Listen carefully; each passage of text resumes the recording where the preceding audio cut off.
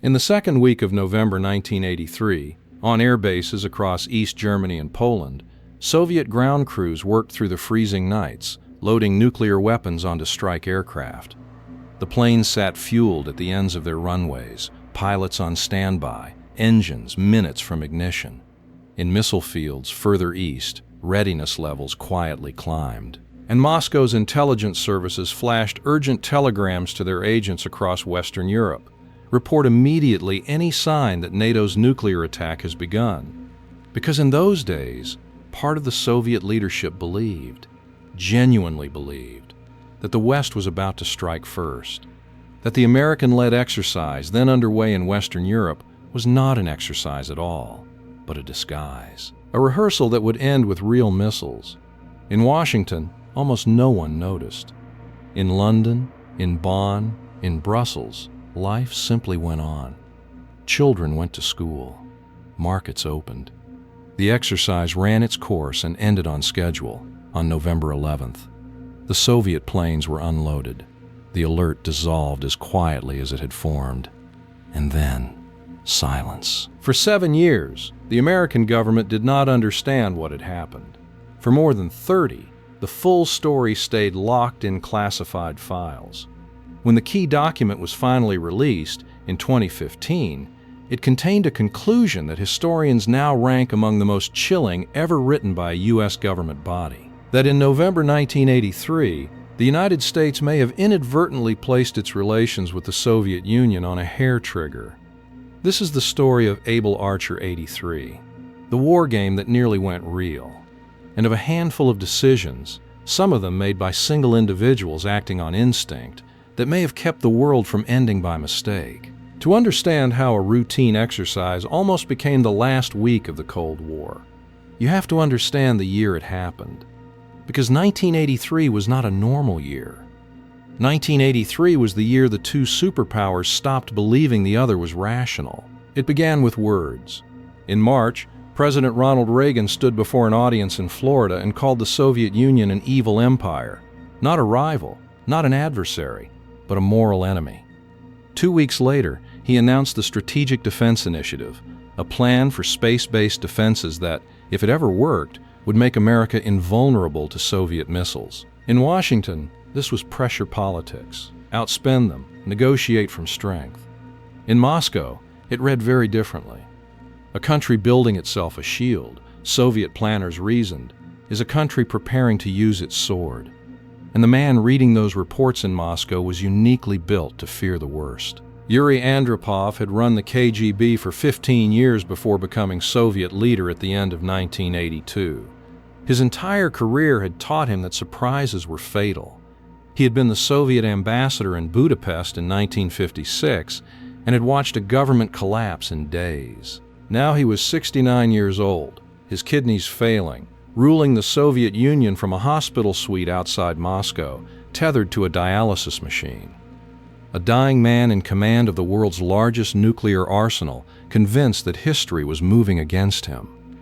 2 years earlier, while still at the KGB, Andropov had launched the largest peacetime intelligence operation in Soviet history. Its code name was Ariane, a Russian acronym for nuclear missile attack. Its premise was simple and terrifying, that the United States might be preparing a surprise first strike, and that Soviet survival depended on detecting the preparations in time. KGB officers across the West were ordered to watch for indicators, lights burning late in government buildings, blood supplies being stockpiled at hospitals, officials quietly moving their families out of capital cities. The flaw in Ariane was built into its design. Officers were rewarded for reporting signs of attack and quietly penalized for reporting calm. So the system found what it had been told to find. Every NATO exercise, every routine alert, every late night at the Pentagon went into the file. Moscow had built a machine for confirming its own worst fear, and the Americans, without fully understanding it, kept feeding the machine. Since 1981, the U.S. military had been running a secret program of psychological pressure against the Soviet Union. Naval battle groups appeared without warning in the seas near Soviet territory, operated in radio silence, and vanished again. American aircraft flew directly toward Soviet airspace. peeling away only at the last moment, testing radars, timing reactions, probing for gaps. Sometimes the probes came in waves, several times a week. To the planners in Washington, it demonstrated resolve, and it stayed secret from the American public for years.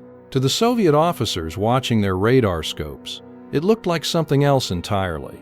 Someone rehearsing the first minutes of a war and learning, with each pass, exactly how long the defenses took to react.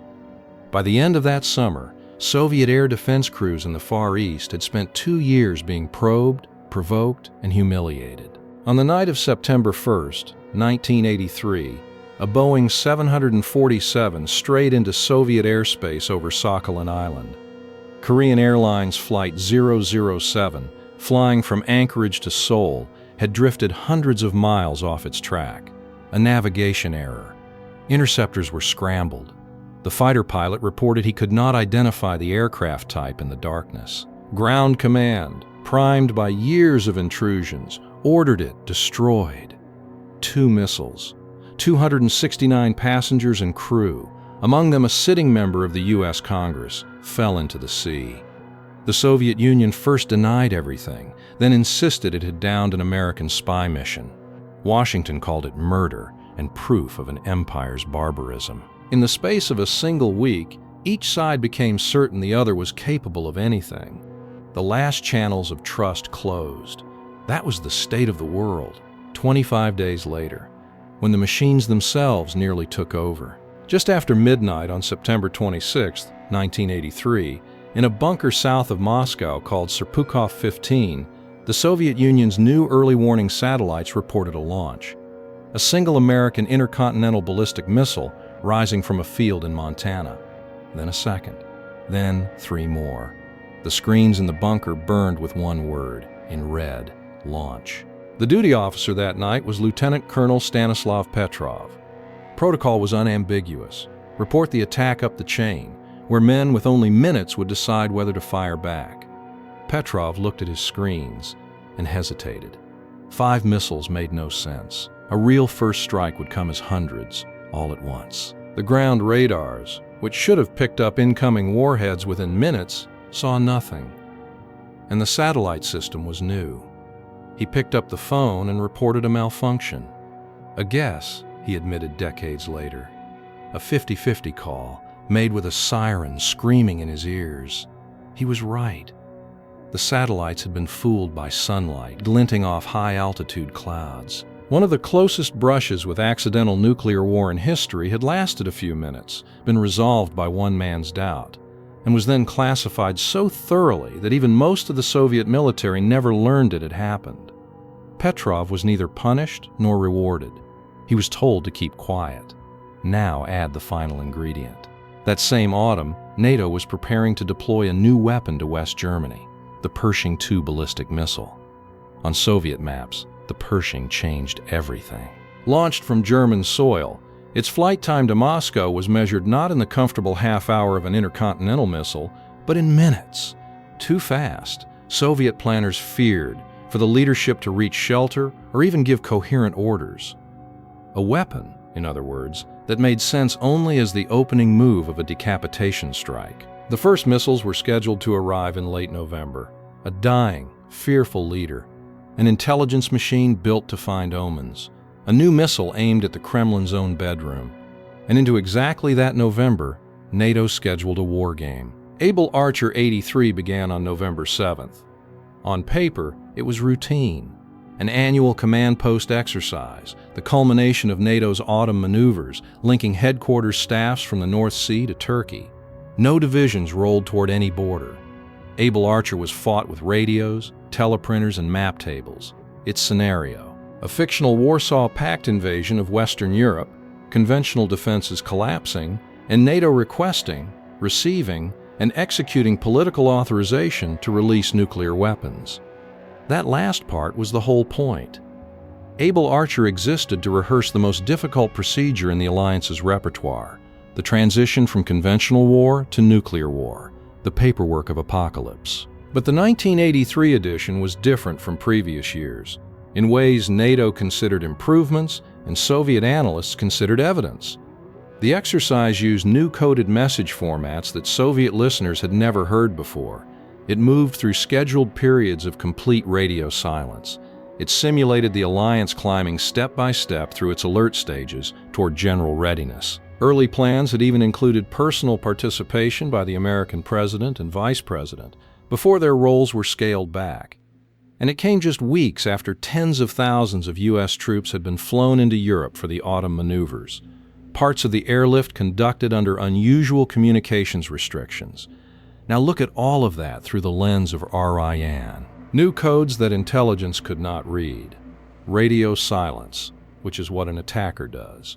Simulated alert measures that, on an intercept, are indistinguishable from real ones. And beneath it all, the one scenario Soviet doctrine had always feared most, that the West would use an exercise as camouflage. Mobilize openly, in plain sight, under the cover of a war game, until the rehearsal simply becomes the performance. It was, after all, exactly how Soviet planners might have done it themselves. Somewhere in the second week of November 1983, parts of the Soviet military stopped treating Able Archer as theater. What happened next was pieced together only years later from intercepts, archives, and defectors' testimony. Soviet air units in East Germany and Poland went to strip alert. Combat aircraft armed, fueled, and held ready for immediate launch. Among them, crucially, were nuclear-capable strike aircraft, and the weapons being loaded onto them were not dummies. Reconnaissance flights over the Baltic and the northern seas intensified sharply. And from Moscow, the KGB and military intelligence sent flash telegrams to their stations across Western Europe. Messages carrying a priority normally reserved for genuine crisis, demanding immediate reports on activity at NATO bases, on any evacuation of officials, on any sign that the exercise was turning into the real thing. The West knew none of this in real time, with one extraordinary exception. In London, the deputy head of the KGB station was a man named Oleg Gordievsky. He was also, and had been for years, an agent of British intelligence, one of the most valuable double agents of the entire Cold War. When the flash telegrams from Moscow crossed his desk that November, Gordievsky did something that belongs on the short list of history's most consequential acts of espionage. He passed them to the British. What the British read was hard to believe. The telegrams were not propaganda and not posturing.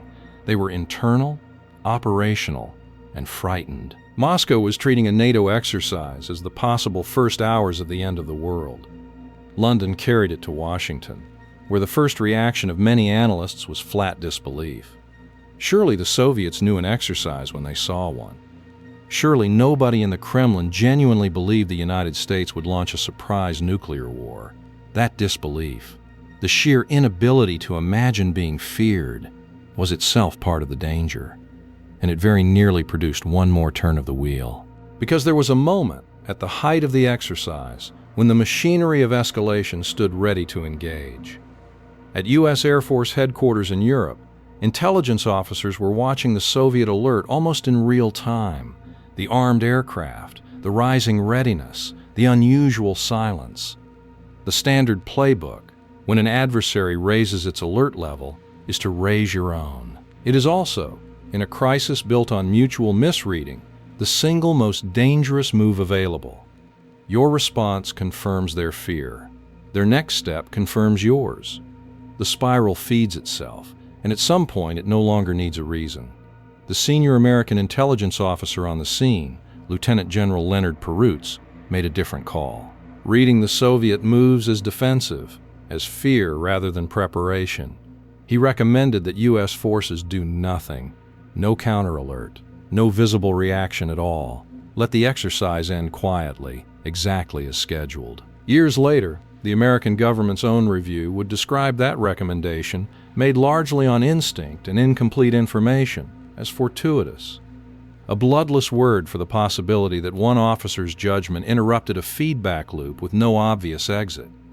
Able Archer 83 ended on November 11th. The teleprinters fell silent. The map tables were cleared, and across Eastern Europe the alert dissolved as quietly as it had formed. Nothing had happened, which is precisely why, for years, almost nobody asked what had almost happened. But Gordievsky's reports kept flowing, and by early 1984, their substance reached President Reagan. Those around him described the effect as something close to shock. Reagan had spent 3 years pressuring the Soviet Union on one unexamined assumption, that its leaders knew, deep down, America would never strike first. Now he was being told they did not know that real Soviet officers, in a real November, had loaded real weapons and waited. In his diary and later in his memoirs, he wrote of his astonishment that the Soviets could genuinely fear an American attack, and of a new determination to tell them, directly, that none was coming. 9 days after the exercise ended, 100 million Americans sat down to watch a television film called The Day After, a fictional portrait of nuclear war destroying Kansas. The country spent that November debating an imaginary apocalypse. It had no idea how close a real one had passed. In January 1984, the change in Reagan became audible. In a televised address, he spoke not of evil empires, but of an imaginary Ivan and Anya meeting an ordinary American couple, of ordinary people who do not start wars.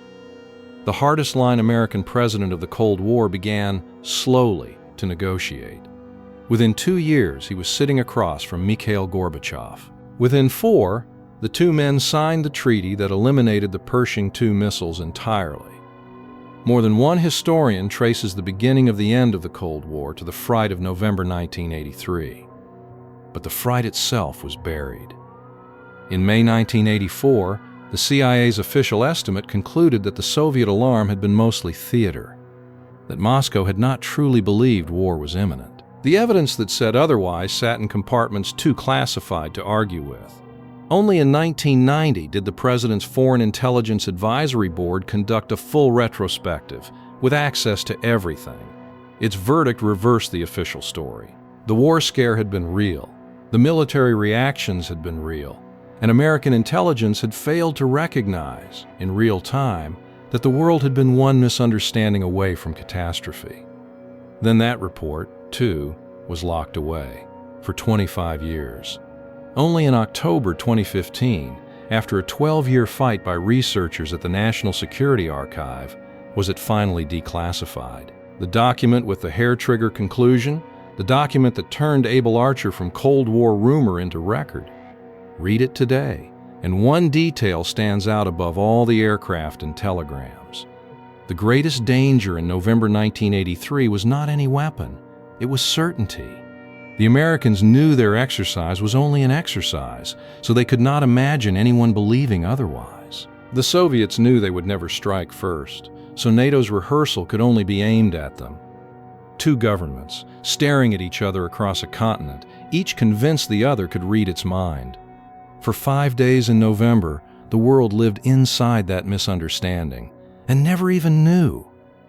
If they buried this, what else did they bury?